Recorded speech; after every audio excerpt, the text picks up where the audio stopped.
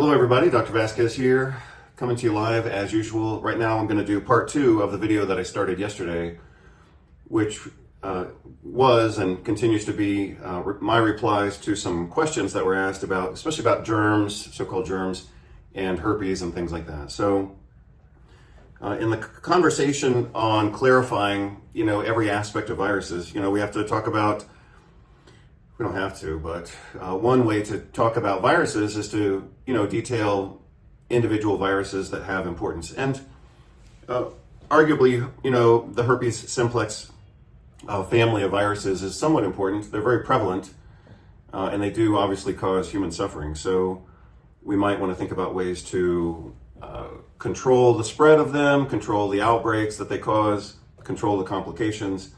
And hopefully today I'll talk about lab testing, which I didn't talk about yesterday. So again, these are my replies to some questions that I'm kind of treating like prompts or discussion pieces so that we can, have some perspectives on this topic. So as I'm not going to review everything that I talked about yesterday, you can see the part 1 video. But basically the situation that we're talking about, the topic centers mostly around herpes, with a little bit of conversation about the microbiome and also this particular person who appears to have a disproportionate fear of viruses and bacteria. And that's been discussed in the case a little bit yesterday, and I'll talk about it more today. So the second part of what I discussed yesterday was what we're looking at right here. I'm going to highlight it. So she says, I have a 5-month-old infant, and this other person, the germaphobe, so to speak, advised me not to allow people to kiss my baby because they could be carriers of the herpes virus. I talked about this yesterday. So that's a legitimate concern, like I said yesterday, some people want to downplay the importance and the risk and danger of herpes because maybe they have herpes and they don't want to think it's a big deal or whatever. And like I said yesterday, for a lot of people, it's not a big deal. They have it, they live with it, they can't get away from it. So on some level, they have to make peace with it. However, herpes viruses are causative in some legitimate diseases. Not simply the painful blisters and the outbreaks, but also I talked yesterday about how a lot of data for the past 20 years has connected herpes viruses with contributing to Alzheimer's dementia. And also when if a person has typical herpes, let's say, and they have usually oral, sometimes facial, or even in their hands, people can get herpes anywhere. But when they get the outbreaks, usually they have painful blisters. And of course, those blisters are shedding virus particles. And so those blisters are contagious. But the most feared consequence that I mentioned yesterday of herpes is herpes encephalitis, where the herpes virus actually goes into the brain and can cause just massive destruction, leading to so-called mental retardation, language deficits, motor deficits, intellectual deficits, memory deficits, and death. So herpes viruses can certainly be fatal. For a lot of people, obviously they can get it as adults, if they have like some type of physical intimacy or not. It could be sexual intimacy, it could be kissing, but it could also be something kind of benign like sharing a towel or a cup or utensils or a toothbrush or whatever. All of those are ways to contract and transmit herpes. But a lot of kids get it, when they're young from their parents or from their grandparents, so Aunt Jezebel comes and visits and kisses the baby and gives the baby herpes. I mean, that's a common situation. So again, the question that I answered yesterday, which I'm trying to address again right now, is I have a 5-month-old infant. So young kids, especially babies, are at high risk for the more severe complications of herpes, like herpes encephalitis. So this little kid is vulnerable just based on age. And the transmission of herpes to a young infant is a legitimate risk, and it's a legitimate concern. So even though we might be talking about a person who has debilitating and maybe disproportionate so-called germophobia, that doesn't mean that everything that this person thinks is wrong. I mean, this, like I said yesterday, this is totally legit. This definitely happens. It's a legitimate concern. So how would we manage the situation, like from a practical standpoint? Well, obviously, if a person is known to have herpes, then they should avoid, any contact that could potentially contaminate this little kid, especially like assuming that it's oral, so-called oral labial herpes around the mouth. Obviously, don't kiss the kid, especially during an outbreak, but in general, you just got to say, well, it's just too much risk. I mean, at some point, people have to manage their emotions and their sentimentality, right? It's like, oh, everybody wants to kiss the baby. Everybody wants to have the baby kissed. Kiss, kiss, kiss. Well, I mean, that's great. It's very sentimental. It's very emotional. Everybody wants to give this kid a bunch of love, but you don't want to give this kid a herpes infection that ends up causing paralysis or death. So, I mean, that's just the reality that we have to deal with. So, let's see. So, I mean, let me think of how to categorize this. So, people either have herpes or they don't. If they're positive, let's say for herpes, then they are always going to present some risk. If they have an outbreak that's visible and obvious, then they need to be hands off and they need to be super clean and not kiss the baby. That's just the rule. I mean, people can make the decisions they want to make, but if you want to make a reasonable, logical decision, the decision is, if a person's having an outbreak, no contact, basically, or pretty damn close to no contact. Obviously, if it's the parents or a caretaker, they can't eliminate contact, but it should be certainly clean and minimal contact. If a person is positive, but they don't have an outbreak, but they're a carrier, so to speak, they can still do what I said yesterday, which is asymptomatic transmission.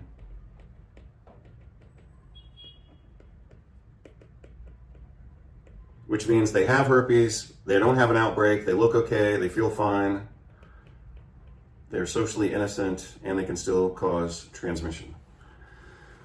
So if a person's negative, then they're great. But how would you know that a person's negative? Like I said yesterday, you can't really ask them, because they could say, oh, I've never had a herpes outbreak, and they can still have herpes. I've known some people like that who have never had an outbreak, but their lab tests are positive. So if we're going to qualify a person as negative, like I said, we can't base it on their opinion or their history. We have to base it on laboratory testing. And the two laboratory tests that are available are looking at antibodies. That's the most common test. You can get that basically through any medical lab. And that's reasonable. I'm going to say it's greater than 95% accurate. So it's a good test. But the gold standard is called the herpes, I'll just say herpes simplex virus Western blot. That's a laboratory technique. I think it was originally out of the University of Washington, and maybe they own it, and maybe it's still out of University of Washington. But the gold standard, at least was, and I don't know if it still is, but the gold standard has been the herpes Western blot. I mean, if I had to pick a test right now, that's the test I would go for. If I can't get it, then I would go with just an antibody test from a standard lab like LabCorp. Those are the most reasonable tests to do. And that's how you would know, like I said, I've seen people who have no history of herpes, but they still test positive, which means they're carrying the virus. And I've also seen the reverse of that, which is I've seen people get diagnosed clinically with herpes and their tests are negative. So they don't have herpes, they just have some type of irritation or outbreak or blisters that looks like herpes, but it's not herpes. I remember one time, I used to have food allergies to soy when I was really sick, back when I had like chronic fatigue problems and fibromyalgia. For a couple of years, I developed really bad food allergies to soy But the way that it would manifest is I got blisters around my mouth, a little bit inside my mouth, but mostly my lips. My lips would just get swollen and kind of blistered, and it looked like herpes. And I even had one of our infectious disease professors, I asked him what it was, and he said, "Oh, you got herpes." So the point of that being that even educated professionals can look at it and say, that's herpes, and sometimes it's not herpes. You got to do a lab test. Because like I said, in my case, it looked like herpes to me, it looked like herpes to our professor of infectious diseases, and it wasn't herpes, it was just food allergy. And I've personally been tested pretty damn close to dozens of times. I've done the herpes Western blot at least once, and I've done the antibody test on myself a lot of times. That's because I used to, when I was dating, I had girlfriends who had herpes, and I didn't want to get it, and they had it, or maybe they didn't think they had it, and they either did or didn't, or whatever. But anyway, I did a lot of testing on myself, and it always came back negative. But that's the way to find out, you know? Okay, so now we're going on to a new question here. My husband and I agreed before she was born that we will allow others to hold her and kiss her to help build her immunity. Well, that's okay. I mean, people can make whatever decisions they want, I suppose. But those are two different. Those are at least 2 or 3 different concepts, kind of united together. So if the goal is to help build her immunity, then you can do that. That's a multi-component concept. That includes diet, proper nutrition. So diet is separate from nutrition. Diet is what people eat. Nutrition is what people receive. And that can include nutritional supplements. That's independent from diet. But, you know, if I had a kid and wanted to help build her immunity or his immunity, that includes, you know, obviously a whole foods diet with some nutritional supplementation, especially vitamin D, for reasons I've already detailed. But a lot of times when people talk about supporting the development of immune function, what they're really talking about, or what they should be talking about, is exposure to bacteria, non-pathogenic bacteria. That's what really molds and shapes immuno nuance, we might say, as I just said. It's not so much viruses. And especially a virus that becomes permanent, you know, like some viruses, like influenza viruses, come and go. So they don't have, you know, potentially lifelong consequences. But herpes virus is forever. So you're not going to build anybody's immunity by exposing them and giving them herpes. I mean, they're screwed for life at that point because they've got the virus. And hopefully they don't have problems with it, but they could. And some of those problems are either going to be painful blisters, increased risk for Alzheimer's, or, you know, catastrophic complications like herpes encephalitis. So again, I know everybody wants to be huggy and kissy around kids, but being kissy around kids, especially if an adult has herpes, then it's a potentially fatal risk. So, you know, we have our emotional and social perspectives, and I'm here to give you the medical or biologic perspective. And the biological reality is, you can love a kid, you can kiss a kid, and you can give that kid herpes, and they can end up, you know, dead, or at least carrying the virus. And so you have to be aware of those things. She's been getting passed around like a hot potato since she was born and hasn't been sick yet. She doesn't have any unicorn juice at this time, and we don't plan to give it to her. I've already commented on that. I'm wondering if you would be willing to shed light on the subject of immunity, specifically as it relates to babies contracting common viruses like herpes. Are common fears of parents about babies getting ill based on science at all? Yeah, so I've talked about that as well. So just to be clear and leave it behind, the reality is, here comes the dose of reality. If a person has herpes simplex virus, usually type 1, could be type 2, they can definitely transmit to kids. So that's just the reality. And again, the kid could have no complications, or occasional outbreaks, or increased risk for dementia, or herpes encephalitis. So it could range from 0 to death. But again, I guess I'll address this here. My cousin just had a baby, and their rule for visitors is that everyone get up to date on all boosters before coming to see their little kid. So people can do whatever they want. Everyone has access to information, and I'm not giving anybody, medical advice in this particular conversation. But I'm going to give you my gut reply, and my gut reply is, I assume they're well intended, but this just sounds really dumb to me. Everyone get up to date on all boosters before they come visit their kid. I'm just going to call it like I see it. I think that's dumb as shit. All boosters. What the hell are you talking about? I'm not trying to attack the person who's asking the question here, but I'm just saying in general, when people say all boosters, that's a lot of fucking vaccines. That's a lot of vaccines.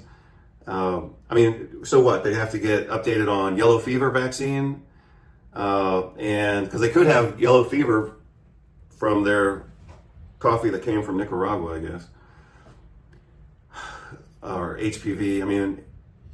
Meningitis. Some vaccines actually cause more death than they prevent. So that's a lot of injections. So.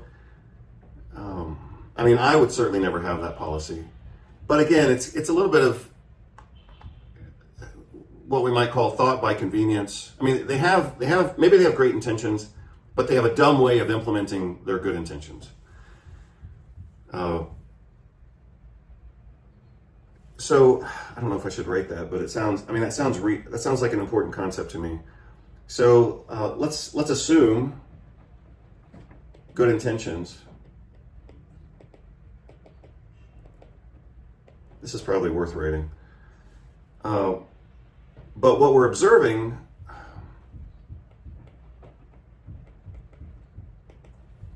bad implementation.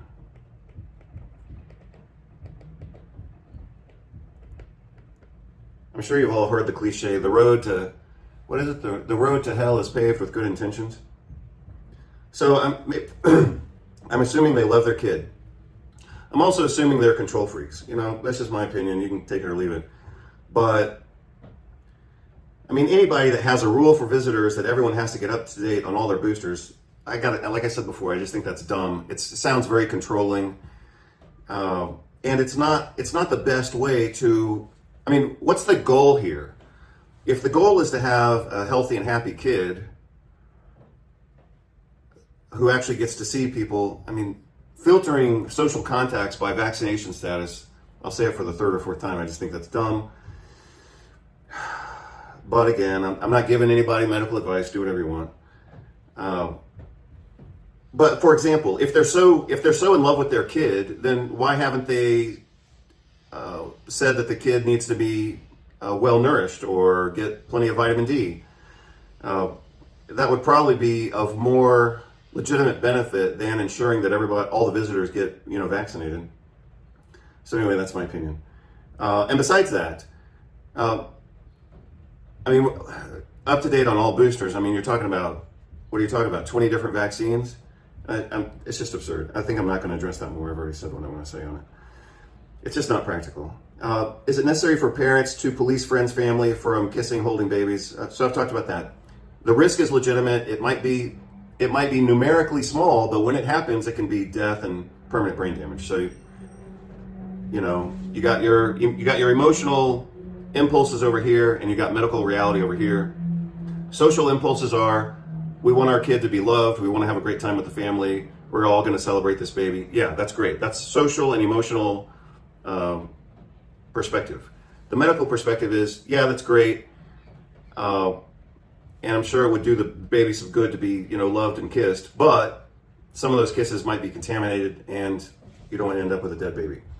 If so, how long, at what age should this be done? Well, the risk for transmission and reception of herpes never goes away. If somebody has it and the other person doesn't, and they're commingling toothbrushes and dirty utensils and drinking cups and saliva, they're always going to have the risk of transmission. For us, it seems impractical and hurtful if the other family members are told they can't hug and kiss our kid. Yeah, I get it. But, I mean, like I said before, you know, you either know or you're guessing. You either know someone has herpes because you've seen the outbreaks and they can admit to having outbreaks. In which case, no, they shouldn't kiss, you know, the kid on the head or the eyes or the lips or whatever. That's easy transmission, really close to the brain. So that would make me nervous. That would make me damn nervous. So you either know they're positive and it's a red light, it's no go, or you don't know. At that point, it's a yellow light because you're caution, or it's a green light because they've been tested and their test was negative. So I think I will write out the way that I just described it, because that's really the answer. If a person is known to be positive, then the answer is no. No kissing on the lips, face, eyes, especially eyes. I mean, come on. If we don't know, sorry, I'm going to change colors here to, I don't know why this thing's. We'll go to that. We either have, or we have a question mark, then it's risk. But we don't know how much risk because we don't know if they're positive or negative. So the way to get the answer is to do the test. You want no risk? You want safety? I mean, that's what everybody's talking about here. The goal here consistently is safety. If you want to be safe, do the test. And obviously the test has to be negative. If the test comes back positive, then you're back in the positive high risk category. That's not where you want to be. So that's the answer. It's either no, question mark, and you're taking